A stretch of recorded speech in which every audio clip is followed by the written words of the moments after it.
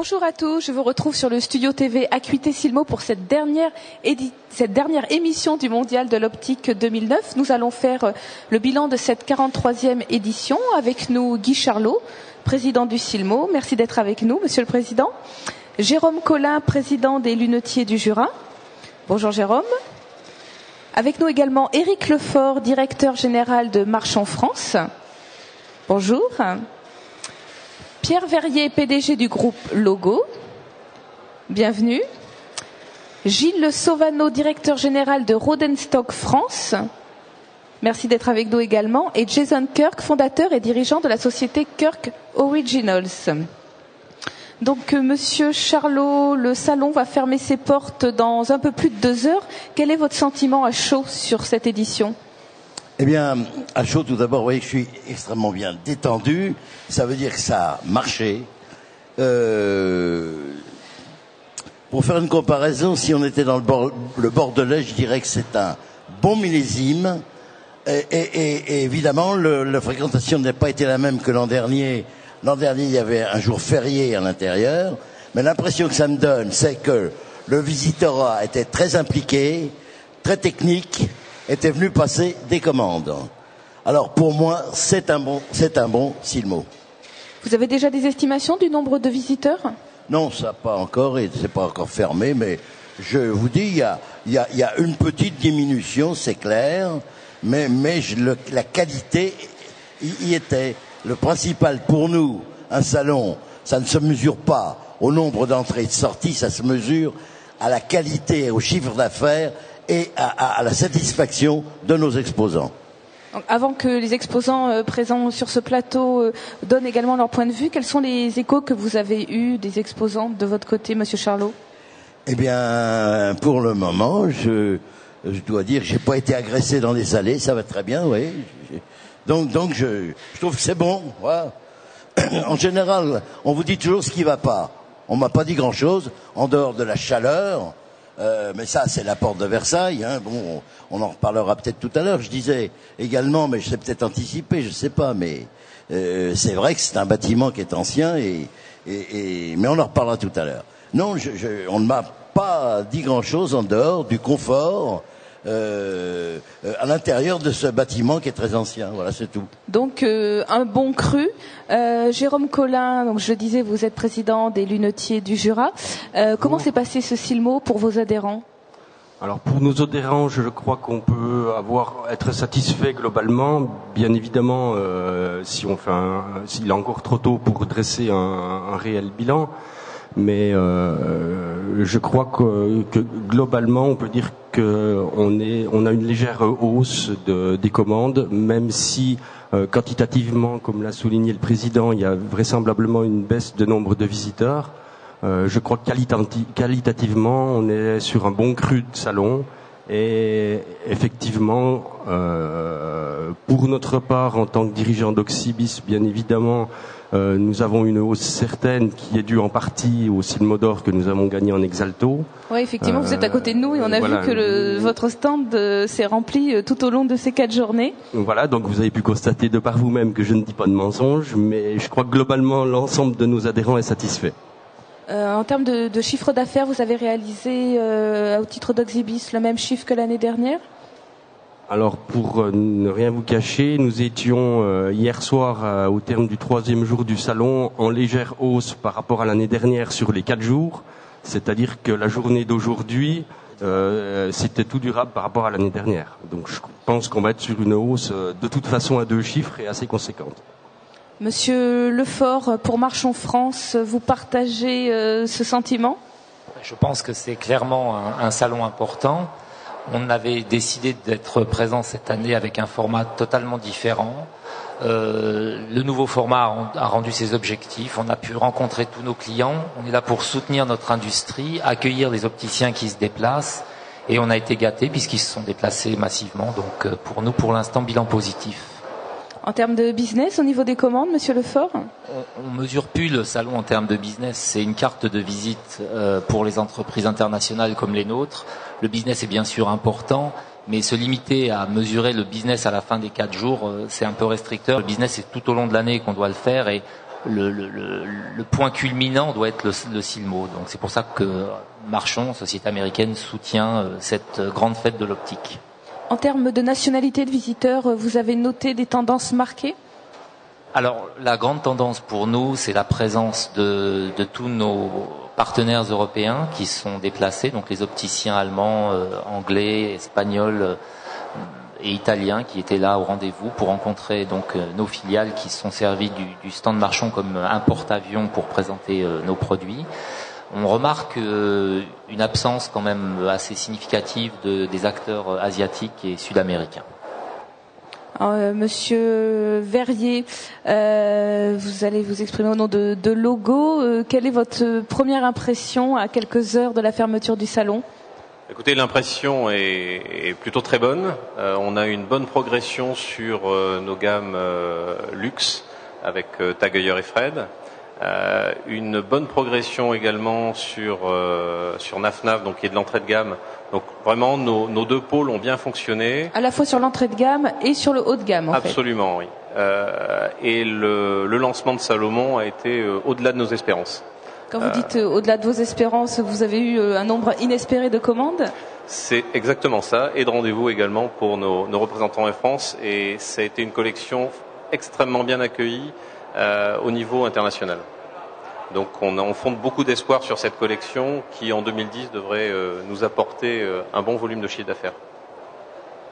Monsieur Sauvano, pour Rodenstock, déjà ce Silmo a été une bonne édition puisque vous avez obtenu un Silmo d'or pour Porsche Design. Alors quel est votre sentiment quant à vous sur cette édition ? Effectivement, ça a été un super démarrage de Silmo.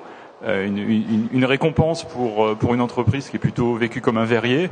Donc une récompense en monture solaire, c'est pour Porsche Design, c'est vraiment une super récompense. Ça a été un coup de booster pour toute l'équipe, pour aller chercher encore plus de clients et de commandes. La CDO nous a récompensé aussi pour nos qualités de service avec 3 trophées. Donc excellent côté de ce côté-là, une reconnaissance de l'entreprise.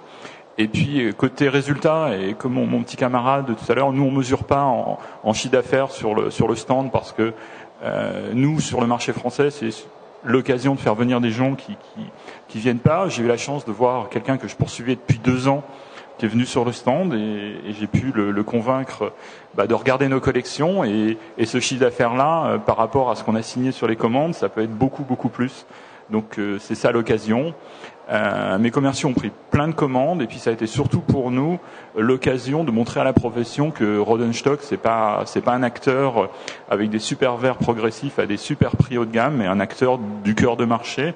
Et c'est pour ça qu'un salon comme le Silmo est important parce que c'est une tribune où tout le monde est là et au-delà des mots, on a des contacts entre hommes, on montre les produits, on montre la réalité du business. Donc moins de gens, mais des gens avec qui on a pu échanger, qui étaient venus là pour discuter business, pour échanger, pas forcément pour pas signer un bon de commande à l'issue de l'heure, mais je vois potentiellement du business au dernier trimestre et pour l'année prochaine et l'année d'après, parce que je dirais que le business il se fait sur plusieurs années, il se fait pas simplement sur une semaine avec des bons de commande qu'on livre et qu'on passe à autre chose.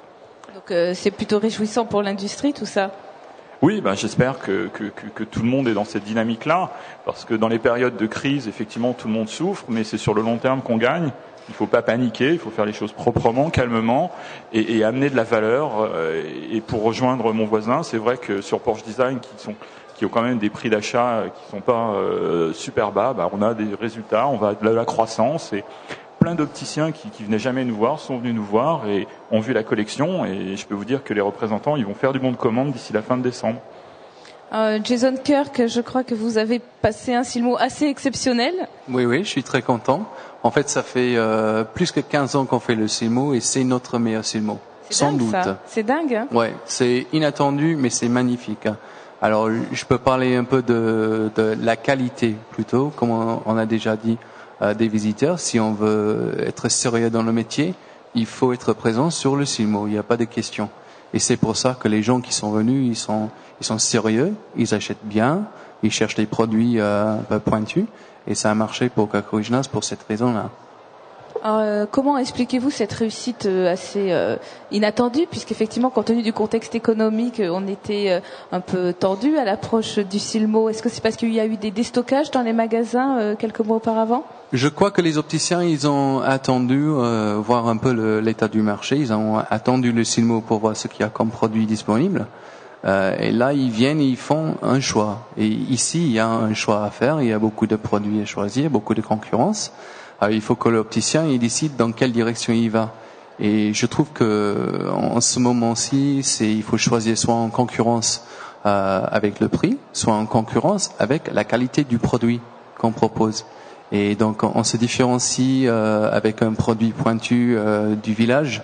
Et c'est pour ça que les créateurs du village en profitent en ce moment. Monsieur Verrier, votre sentiment sur cette réussite assez exceptionnelle de l'édition 2009? Écoutez, ça nous permet de fonder les meilleurs espoirs déjà sur la fin d'année. On peut se dire que on va arriver à traverser cette crise de façon très sereine. 2010 devrait être un bon cru. Donc on a compris qu'il y avait quand même pas mal d'opticiens français. Si les opticiens français ont commandé, est-ce que c'est parce que ça avait été déstocké? Alors je pense effectivement qu'il y a eu un mouvement de déstockage en fin 2008, début 2009.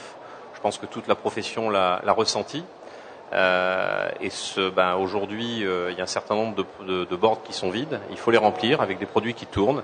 Donc je pense que on est représentant ici autour de vous de produits de qualité qui permettent aux opticiens de se différencier et donc d'apporter quelque chose à leurs clients. Donc automatiquement, ce sont des produits qui tournent et qui se vendent, qui ont en général une forte marge, qui permettent à l'opticien de dégager une forte marge.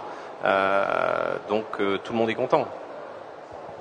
Alors, Monsieur Collin, quelle est votre interprétation de la réussite de ce Silmo?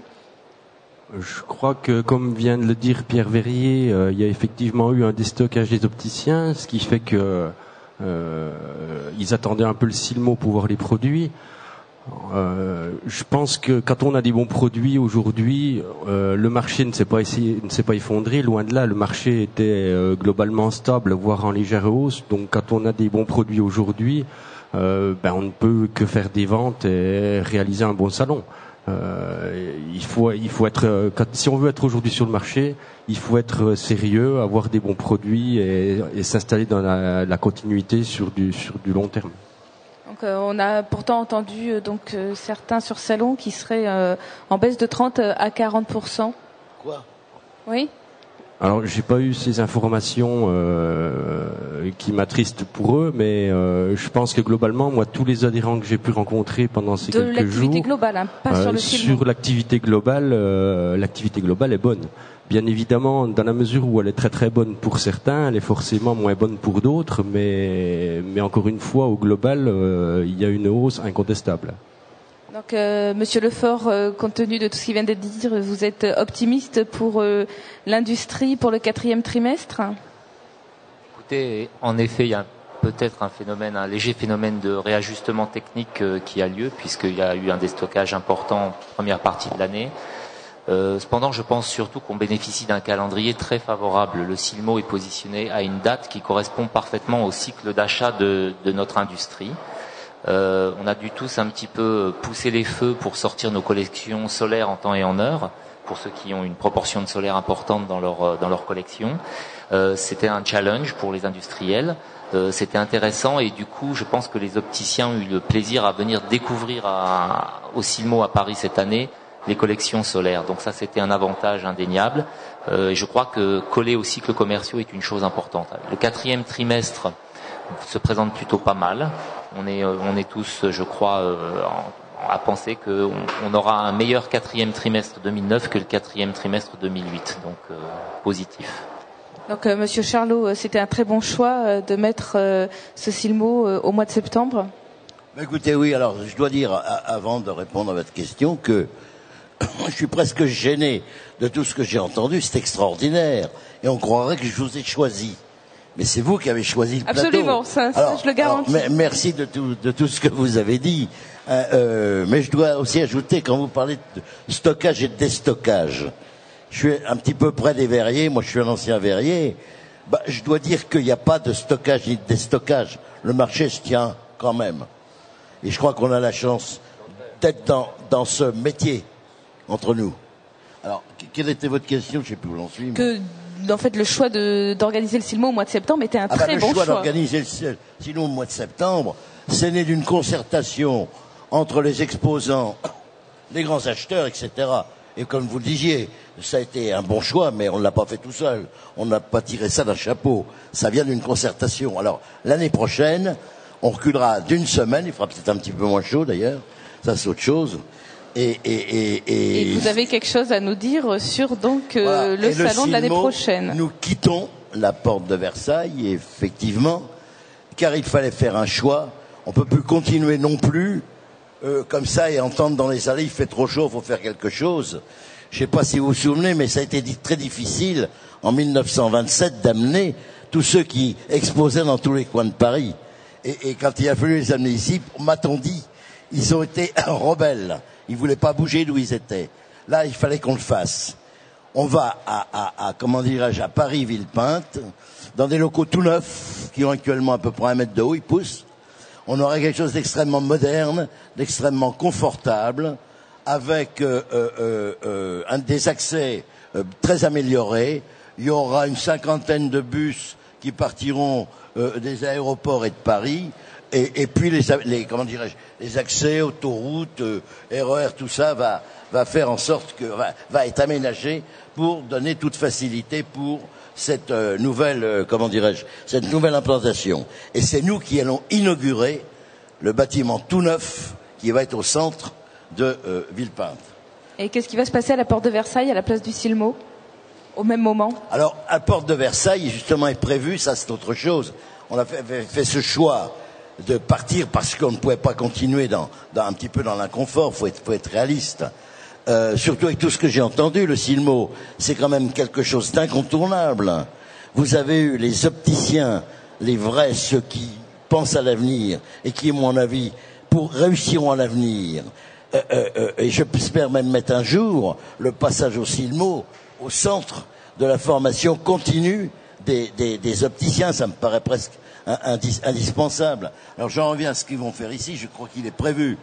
La ville de Paris a prévu, et malgré la crise, quand on parle toujours de crise, moi je crois que c'est un nouvel État, il est prévu la construction d'une pyramide à la place du hall 1, de bureaux, quelque chose d'énorme qui va peut-être démarrer dans 1, 2 ou 3 ans. En tout cas, il est sûr que ça va se faire.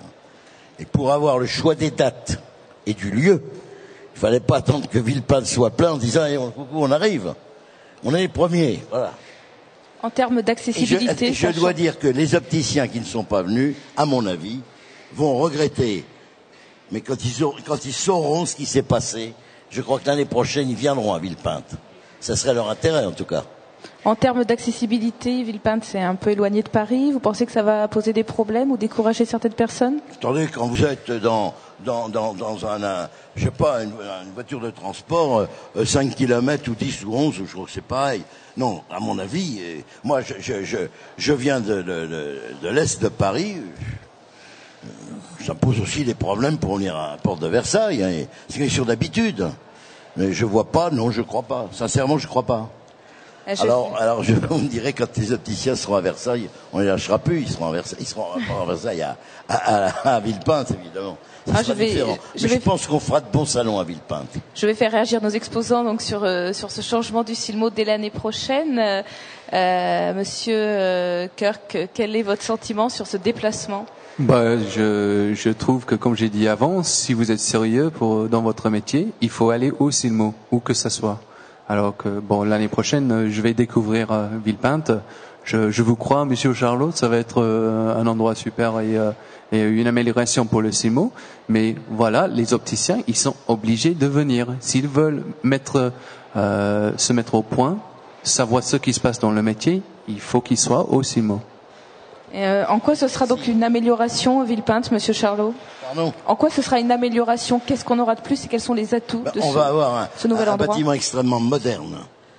Du parking, on aura un bâtiment central qui va être absolument sans poteau, très haut. Donc en termes de confort, c'est ça, des exposants et des visiteurs, on va y gagner. Ah, moi je crois, j'ai eu chaud. Hein. C'est vrai Je que crois tout que le monde a j'aurais eu très besoin de chaud sur m'aérer un cette peu. édition. Je voyais le plateau tout à l'heure. Ils ont perdu 1 kilo ou 2 tout à l'heure. Oui, c'est vrai. Non, je pense qu'il fallait qu'on aille vers le progrès. Mais je vous répète, ce bâtiment qui est vieillot, en 1927, c'était le plus moderne de la région parisienne. Et aujourd'hui, il est quand même vétuste. Hein. Il est bas, la ventilation marche plus ou moins, les toilettes. Alors, je veux pas détailler, je veux pas critiquer maintenant ce qu'on a adoré. Hein. Toujours pareil, et ça a été extraordinaire. Et puis, on s'est tous connus, on a l'habitude. Mais je suis certain que vous allez découvrir Villepinte, vous serez surpris et vous serez content d'être à Villepinte. En tout cas, le studio TV Acuité Silmo sera présent à Villepinte, comme il a été à la Porte de Versailles cette année. Donc, je vous rappelle les dates de la prochaine édition du Mondial de l'Optique. Ce sera du 23 au 26 septembre 2010.